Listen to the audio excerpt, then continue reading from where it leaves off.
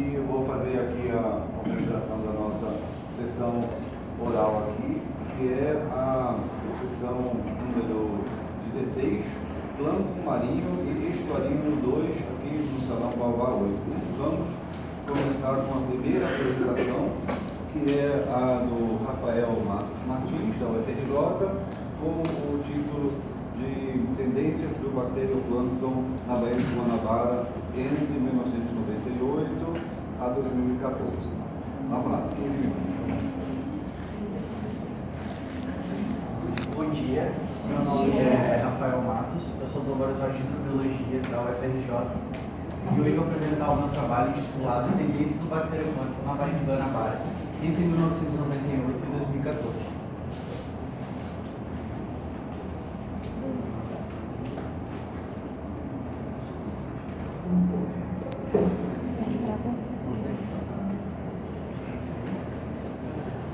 Os animais.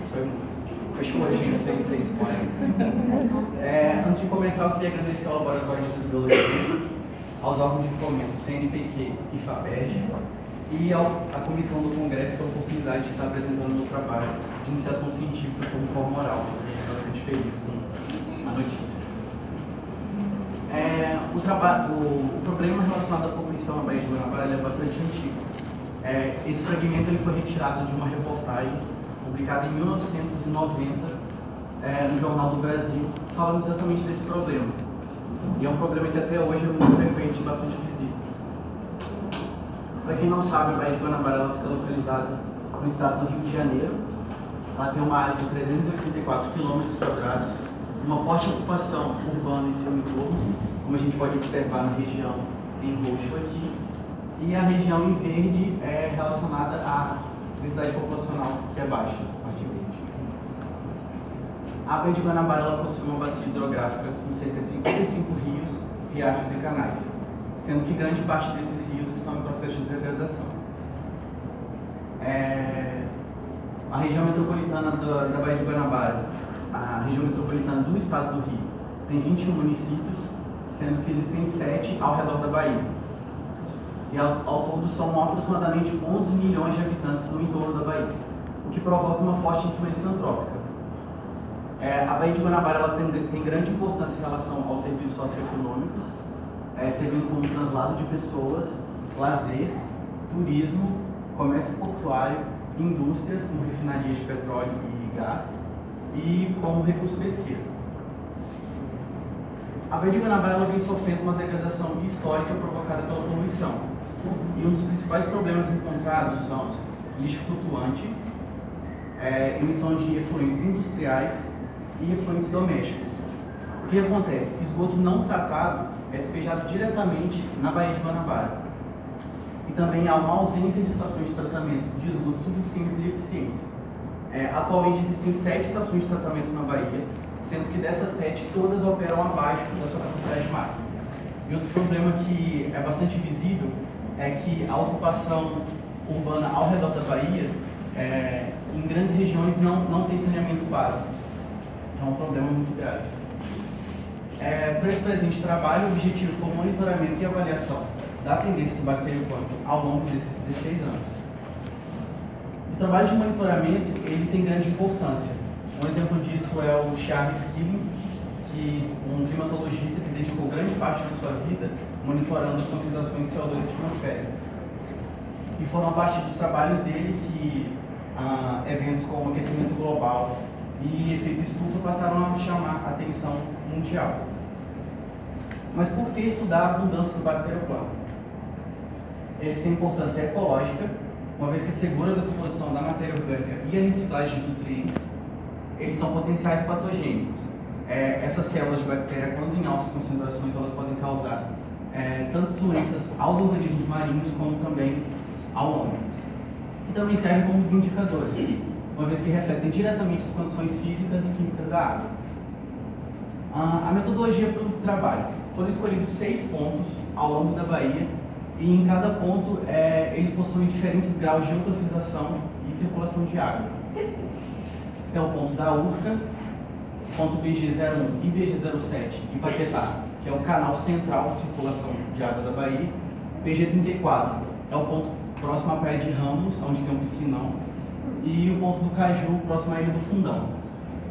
Urque e Ramos são amostrados desde 1998, Paquetá desde 2002, BG01 e BG07 desde 2005 e o Caju desde 2009. As coletas foram feitas utilizando garrafas Niskin de 5 litros, onde amostras eram retiradas dessas garrafas e fixadas logo depois. O bacterioplâncton ele foi fixado com paraformaldeído e corados com marcador molecular. Depois essas células elas foram contadas com um citômetro de fluxo. As frequências das coletas foram diferenciais. Semanalmente, de 1998 a 2000, não acontecendo nenhuma amostragem no ano de 2001 pela ausência de financiamento.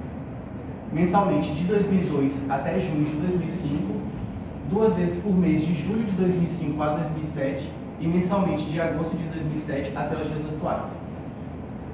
Como resultado e um panorama geral, o que foi encontrado? As porcentagens das tendências foram diferenciadas também em cada ponto.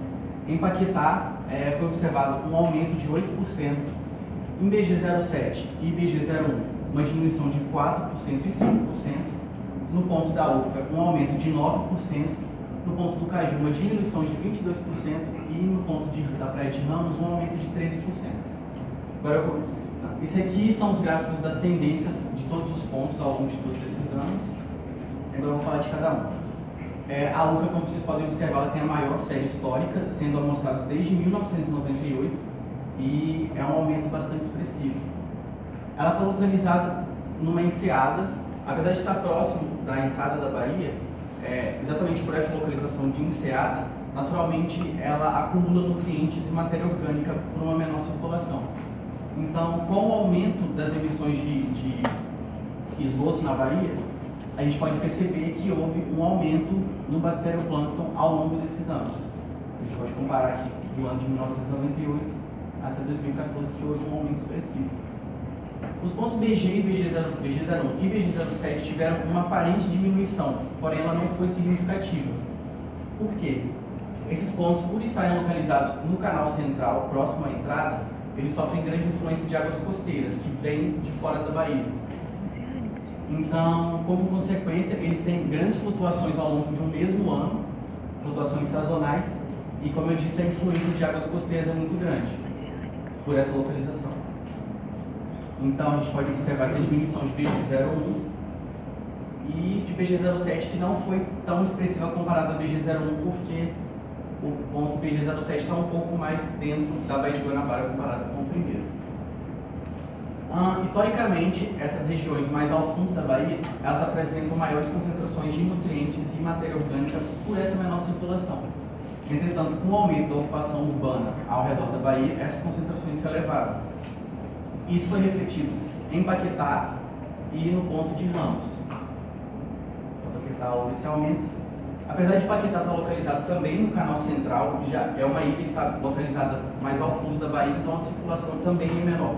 Então a influência das águas que vêm de fora, ela é menor comparada com a influência de águas continentais que vêm dos rios. Aí para o ponto da praia de Ramos. Ramos também está localizado numa região onde a circulação é pequena. Assim como a Urca também tem a maior série histórica, sendo mostrada desde 1998, e houve um aumento bem grande assim, da abundância do bacterioplâncton. No ponto do Caju foi observada uma diminuição.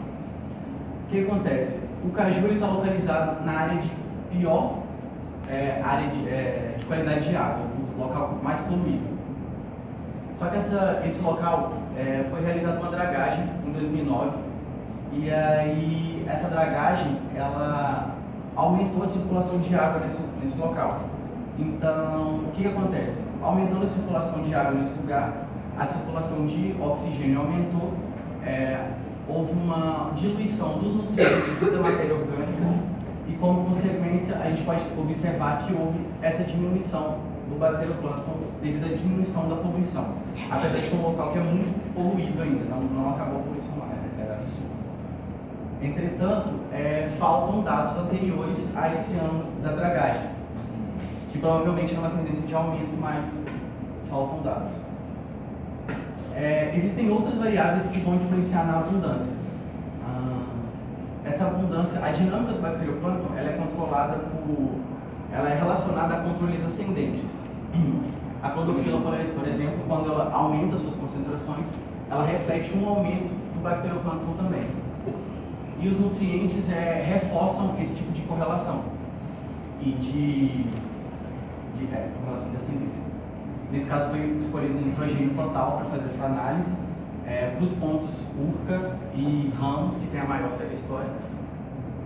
E outro padrão que foi observado bastante interessante foi a sazonalidade. Esse gráfico aqui de cima ele foi retirado no Clima-Tempo, com dados do Instituto Nacional de Meteorologia, que mostram todas as médias de precipitação e temperatura dos últimos 30 anos na Bahia, no Rio de Janeiro.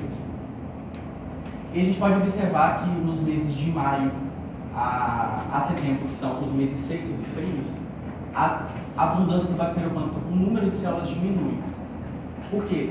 Nesse tempo que chove menos, a influência de águas costeiras aumenta. Então, meio que lava a Baía de Guanabara. Já nos meses mais quentes e chuvosos, a influência de águas continentais é maior. Então, vai aumentar o aporte de rios, então vai trazer mais nutriente, mais matéria orgânica para a Bahia, e como consequência a gente pode observar que nesses meses a abundância aumenta. E é um padrão assim que dá para comparar, é muito parecido. Então, a partir desses resultados, o que foi possível concluir com esse trabalho? Que nos pontos da Urca, de Paquetá e de Ramos, a qualidade de água diminuiu, piorou. O ponto do Caju está localizado numa área de poluição extrema, e a tendência de diminuição observada nos mostra apenas valores após a dragagem, não sendo possível analisar anos anteriores por falta de dados. Os pontos BG01 e BG07 obtiveram uma aparente diminuição, porém não significativa, pois estavam localizados no canal central do estuário, que são pontos muito dinâmicos, existindo muitas flutuações ao longo do mesmo ano. E esse trabalho apresentado ele é ainda preliminar. As tendências foram calculadas a partir de regressões lineares. Em próximas etapas, o trabalho será desenvolvido utilizando modelos estatísticos mais apropriados para análises temporais.